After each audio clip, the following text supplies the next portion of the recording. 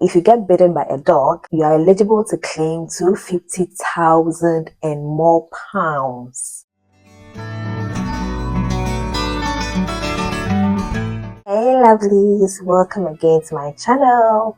My name is Sharry, and on this channel I talk about nursing and lifestyle in the UK. So if these are things that you love, please consider subscribing and joining the awesome family. So today I'm going to be talking about interesting facts about the UK. Some of the things are amusing, others are weird, and others are very interesting. So stay tuned. Let me know in the comment section which of these facts seems very weird or exciting to you, or anything you have experienced yourself. So let's get the ball rolling. So the first thing I'm going to be talking about is how the British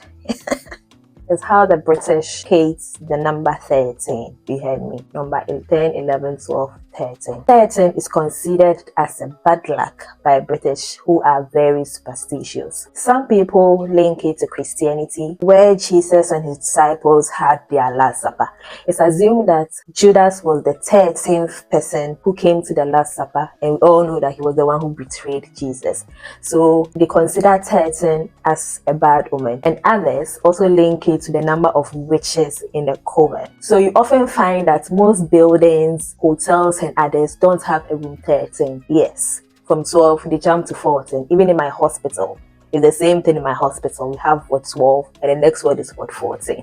It's funny, but yeah. And interestingly enough, if a house or a flat is for sale and unfortunately your house is number 13, the average price between your house and your neighbors is £9,000. Yes, so if the prices of the houses on your lane is about £25,000, your house is going to be £6,000 just because it's a number 13 house. I think it's a good deal.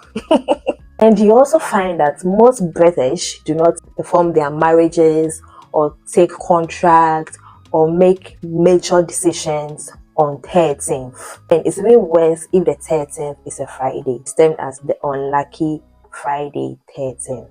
Yes. Yeah, so if you're a 13th born in your family, then you are actually a bad luck. That's just by the way, I'm joking. Moving on, the next thing we're going to talk about is tea. British love their teas. They are obsessed with tea. And we are not talking about Milo and milk. We are just talking about their ordinary tea with or without milk and sugar. You'll be amazed the number of teas served in the hospital each day. And they've got different names for it. Some call it cuppa, some call it rosalie, others call it a brew. So if you hear someone saying, "Can I have a cuppa?" they're talking about tea. If you have a British friend and he or she is sad, just give them tea. It will be okay. Can you believe that we consume 100 million cups of tea each day and 98 million cups of coffee each day as well? And this amounts to 36 billion each year. But that is a lot. British are obsessed with their tea. So aside the tea culture, British are obsessed with potatoes. I don't know, it looks like that is all they've got. The nation's favorite meal is fish and chips. You can make about 83 different recipes from just potato. Talking about potato soup, potato salad, jacket potato. The first time I heard this, it was really amusing to me because a potato that has a jacket, mashed potato, and all this you can see are all recipes from just potato. They love potatoes. Come to Ghana and see the varieties we have. We give you kenke, banku, yam, plantain. We have a lot.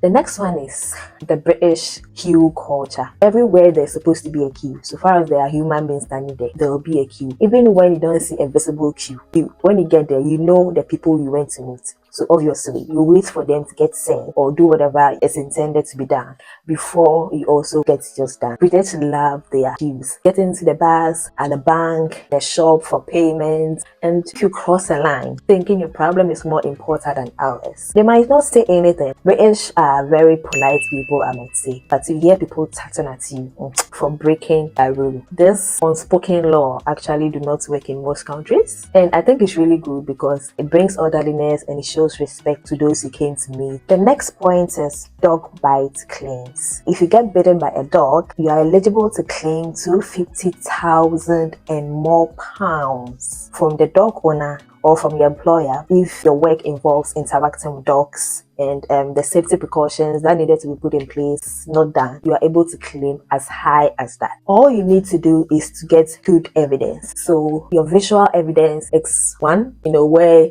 they get to see where the dog beats you and the extent of your injury and everything. And the next point is witnesses. So those who were present at the time of the incident, they are also part of the evidence. So even if they are people you don't know and they're happy for you to take their contact details for them to be contacted by the solicitor, that is also good. The next one is your medical records. So if you go to the hospital to treat yourself, they can have a look at the medical record. That also serves as an evidence that you have been bitten by a dog. So they've got a variety of injuries and then how much you can claim for those injuries. So in this country, you don't just get bitten by a dog and then you end up footing all the bills and if God does maybe help you get rabies. No, you can get claims for that. So most of the time, people are really careful with their dogs. The dogs that are wild, they normally protect others from them because they don't want them to be bitten. And if you are bitten by a stray dog as well, you just need to find out who the owner is. And if you don't find the owner, then you can claim the money from the council of that area. And if you suffer some financial losses due to the injury, that will also be compensated. Another interesting one, which doesn't usually happen in other countries, is the fact that the car horns in this country are almost useless. You don't hear car using their horns at all. The horn is only used in emergencies.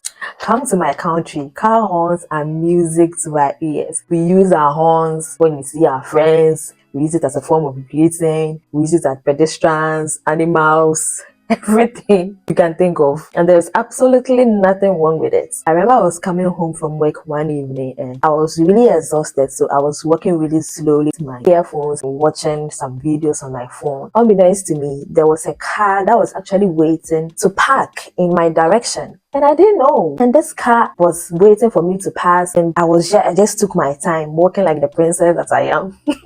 He didn't use his horn. So I just decided to lift my head. Lo and behold, I was causing traffic. So I was like, oh, I'm so sorry. He just raised his hand and then that was it. In my mind, I was like, you could have just used your horn. It's funny, they don't use it at all. The next one I'm going to talk about is the use of your rights. When it comes to the UK, you come across a lot of people who will ask you that question. When I first came in, I found it a bit strange because I felt like, once I look like I'm alright, why is everyone asking me if I'm alright? Or are they being overly nice? But now I've got to realize that it's just a form of greeting. So something like what's up? Because sometimes when they even ask you you're alright, they won't even wait for your answer or your response before they start going. So they expect you to just say, yeah, you're alright. You don't expect you to say, oh my god, I'm not alright. My grandfather swallowed the cutlass yesterday. Nobody cares. They don't want to know. Let me know in the comment section if you also had a different perception of this when you came in. So if you're enjoying this video, kindly subscribe and hit the like button. Enjoy the awesome family. What are you waiting for?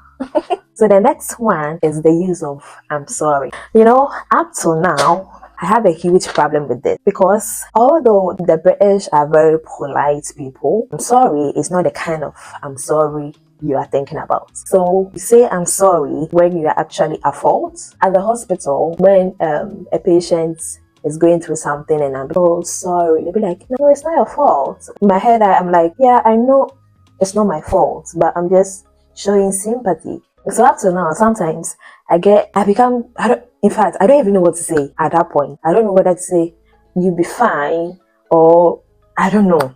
So let me know in the comment section what we can use to replace I'm sorry when someone is going through something. They also use I'm sorry for other things like trying to get the attention of someone. Oh, I'm sorry, excuse me, can you please get me a cup of tea? And they use I'm sorry a lot, but I'm sorry is not that kind of I'm sorry most of the time. This next point, I find it really cute. The use of pet names. you come across a lot of people calling you sweetheart, love, darling, lovely, and all that. It's normal to them, and I see myself saying it a lot now. It doesn't matter the age group. Just yesterday when I was at work, I helped a patient do something, and it was like, oh sweetheart, you're a good girl. It's nothing romantic, it's just them being nice. So we're on the last point. So in the UK, if you own a TV and you watch a TV channel, you watch BBC and all that, you are supposed to pay a TV license. That's because the BBC does not run adverts, so they fund their programs using this TV license. So in UK, you don't just tune into let's watch it GTV or TV3 or you just don't start watching national channels. Don't just watch them for free, you pay. And this license is renewed yearly. Yeah. So let me know in the comment section which of these facts is actually your favorite, or some of the facts you haven't heard of or didn't know, and let's interact. I love to reply to your comments, so please keep sending them. Keep hitting the like and the subscribe button and that notification bell so that I can get notified of all my upcoming video. I've got a really great video coming up. You know, good things take time. I've started working on it and it will come soon. Alright, so until my next video, stay awesome.